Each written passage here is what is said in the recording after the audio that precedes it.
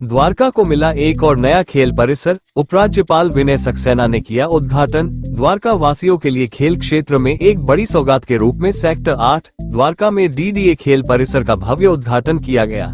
ये केंद्र कुश्ती, बॉक्सिंग और जूडो कराटे जैसे खेलों के लिए सेंटर ऑफ एक्सीलेंस के रूप में विकसित किया गया है। इस अवसर पर मुख्य अतिथि के रूप में दिल्ली के उपराज्यपाल विनय कुमार सक्सेना ने परिसर का लोकार्पण किया। उनके साथ विशिष्ट अतिथि के रूप में दक्षिणी दिल्ली से सांसद रामवीर सिंह बिधूड़ी व बिजवासन के विधायक कैलाश गहलोत और डीडीए के उपाध्यक्ष डॉक्टर एन सरवण कुमार उपस्थित रहे। इस नए खेल परिसर में आधुनिक सुविधाओं से लैस प्रशिक्षण केंद्र बनाए गए हैं, जिनमें युवा खिलाड़ियों को राष्ट्रीय और अंतर्राष्ट्रीय प्रतियोगिताओं के लिए तैयार किया जाएगा। आइए देखते हैं ये रिपोर्ट। धन्यवाद। ये जो डीडीए स्पोर्ट्स कॉम्प्लेक्स सेक्टर 8 का जो उद्घाटन हुआ है, इसके आसपास का जो क्षेत्र है जिसमें राजनगर पार्ट सेकंड भी शामिल है, ये एक भव्य उद्घाटन है। आसपास के क्षेत्र के युवाओं को इस स्पोर्ट्स कॉम्प्लेक्स में खेलने का मौका मिलेगा और यहाँ नई नई प्रतिभा विकसित होंगी। सेक्टर 12 में भी एक स्पोर्ट्स कॉम्प्लेक्स है, लेकिन उस स्पोर्ट्स कॉम्प्लेक्स की अपेक्षा यहाँ सुविधाएं बहुत अधिक है। मैं तो केवल आपके चैनल के माध्यम से एक बात और कहना चाहूँगा डीडीए के अधिकारियों से। जैसे डीडीए के अधिकारी कह रहे थे कि मेंटेनेंस की कॉस्ट को निकालने के लिए यहाँ ज़्यादा से ज़्यादा लोग आए, लेकिन मैं इतना कहना चाहूँगा डीडीए के लोगों की पॉकेट थोड़ा सा ज़्यादा है। ज़्यादा का मतलब वो दे सकते हैं, लेकिन हमारी जैसी कॉलोनी के अंदर जो लोग यहाँ आना चाहते हैं उनके लिए थोड़ा सा कंसेशन करेंगे तो डीडीए के अधिकारियों का बहुत बहुत आभार रहेगा। Thank you. होगे खराब और पढ़ोगे लिखोगे तो बनोगे नवाब। आज ये जो बहुत पुरानी कहावत है बिल्कुल बदल गई। आज स्पोर्ट्स एक ऐसा कैरियर बन गया है जिसमें बच्चे आसमान ही नहीं छूते हैं बल्कि फाइनेंशियली भी बहुत स्ट्रॉन्ग होते हैं। ये आपने देखा होगा आईपीएल के मैच चल रहे हैं तो 14 साल के बच्चे, 16 साल के बच्चे, 17 साल के बच्चे जो हैं अपना नाम रोशन कर रहे हैं, अपनी टीम का नाम रोशन कर रहे हैं और उसके साथ साथ जो उनकी अर्निंग है उनको शायद यहाँ कहना ठीक नहीं होगा, बहुत बड़े बड़े अमाउंट को मिलते हैं। तो ये खेल के साथ साथ उनकी उन्नति का भी प्रतीक बन जाता है। इसलिए आज जो कविता थी चर्चा नहीं होती है और आज ज़्यादा से ज़्यादा बच्चों को कोशिश करनी चाहिए कि स्पोर्ट्स में अपना कैरियर बनाएं। यहाँ पर इतना सुंदर स्पोर्ट्स कॉम्प्लेक्स आज का इनॉग्रेशन हुआ है। मैंने कुछ समय पहले भी डीडीए के स्पोर्ट्स कॉम्प्लेक्स में जब एक प्रोग्राम चल रहा था ये बात कही थी कि जो डीडीए के जो स्पोर्ट्स कॉम्प्लेक्स हैं सेंटर ऑफ एक्सीलेंस के रूप में भी जो बन के तैयार हुए हैं, हमारी कोशिश होनी चाहिए कि हम यहाँ से ओलंपिक के लिए बच्चों को तैयार करें और जो कम से कम हम 4 से 5 मेडल आने वाले ओलंपिक में डीडीए के स्पोर्ट्स कॉम्प्लेक्स से लेकर आए, ये हमारा लक्ष्य होना चाहिए। दोस्तों, मैं इस अवसर पर डीडीए को विशेष रूप से बधाई देना चाहता हूँ। तो दिल्ली में जमीन की अत्यधिक कमी के बावजूद भी राजधानी के हर कोने में sports infrastructure, green spaces, complexes, affordable housing complexes को खड़ा करने में सफलता से काम कर रहे हैं। द्वारका सब्सिडी के निर्माण में एक बहुत अहम भूमिका है। यहाँ होने वाले किसी भी तरह के डेवलपमेंट का लाभ पड़ोसी राज्यों के लोगों को मिलता है। डीडीए दिल्ली में ये इंफ्रास्ट्रक्चर सभी उम्र के लोगों के लिए ध्यान रखकर बनाए। मौजूदा समय में डीडीए के पास 17 sports complex, 3 mini sports complex, 2 public golf course, 17 swimming pool और 40 मल्टी जिम सुविधाएं हैं जिनका बड़ी संख्या में लोग उपयोग कर रहे हैं। इसके अलावा कई अन्य जगहों पर wrestling, boxing, judo, kabaddi, tennis, shooting, football और हॉकी जैसे खेलों के लिए सेंटर ऑफ एक्सीलेंस की तैयारी बहुत तेजी से चल रही है।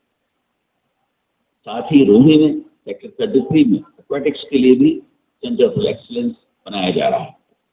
मुझे इन सभी का काम पूरा कर लिया जाएगा और आने वाले समय में हम इसका भी उद्घाटन जल्द ही करेंगे। जाएंगे तो तबीयत खुश हो जाएगी। उसके बगल में संजय वन बनाया है। यदि आप संजय वन में घुस जाओगे तो बाहर निकलने को दिल नहीं करेगा। हम जब कॉलेज में पढ़ते थे 1969-70 में, तो हम कहते थे कि भाई हमें कहाँ जाना, बड़कर लेक जाना है, सूरजकुंड जाना है। आज दिल्ली के अंदर बांसेरा जाके देखिए, सराय काले खां में वर्ल्ड क्लास एक पार्क बनाया है, मेला लगा रहता है।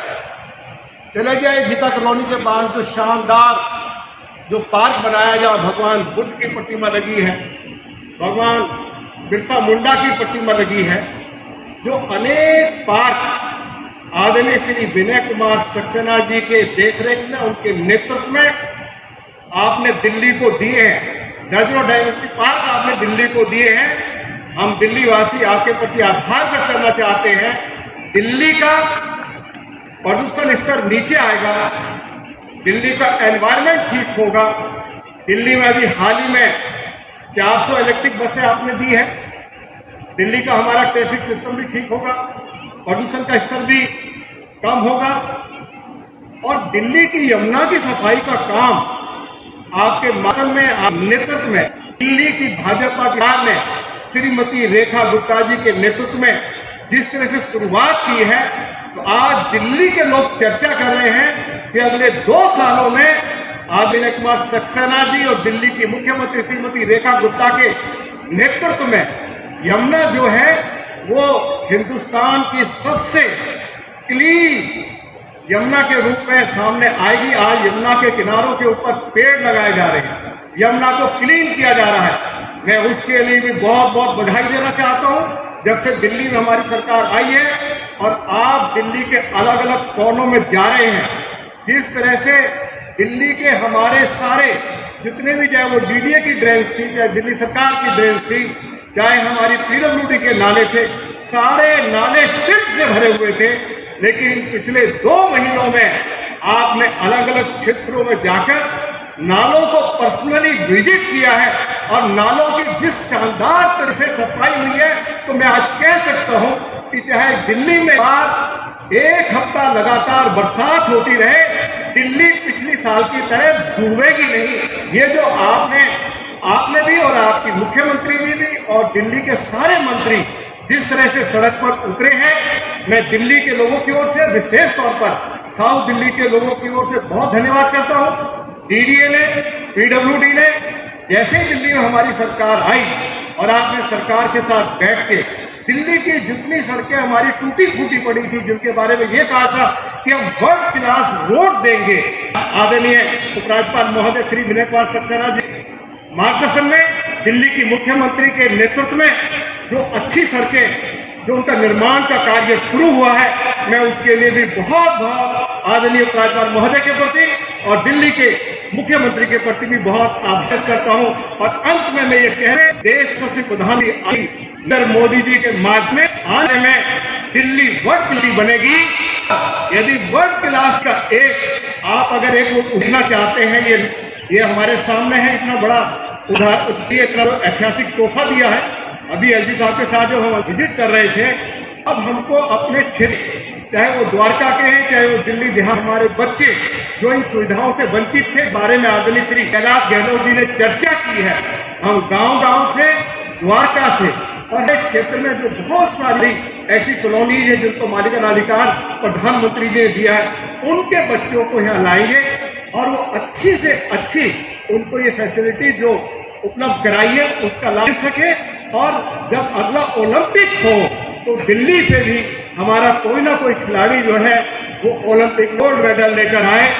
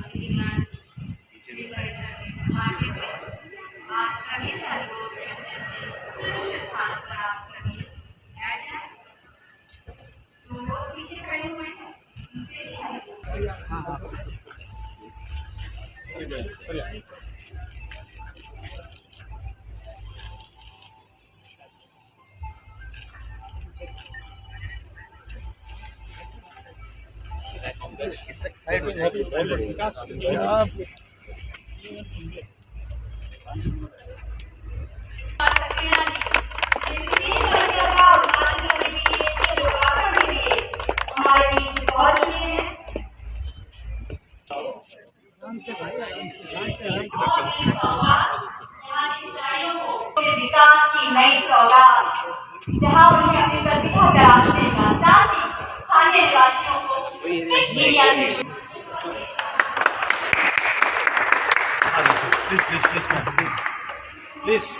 और एक बार फिर विनम्र अनुरोध करूंगी माननीय सांसद दक्षिणी दिल्ली श्री रामवीर सिंह बिथुड़ी जी से हमें प्रेरित करने के लिए।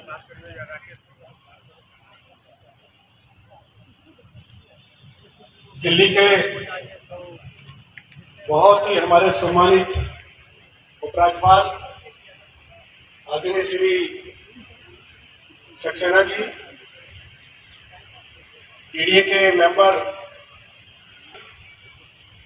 डीडीए के इंजीनियरिंग मेंबर श्री संजय कुमार खरे जी, डीडीए के हमारे क्षेत्र के बहुत ही लोकप्रिय विधायक और भूतपूर्व मंत्री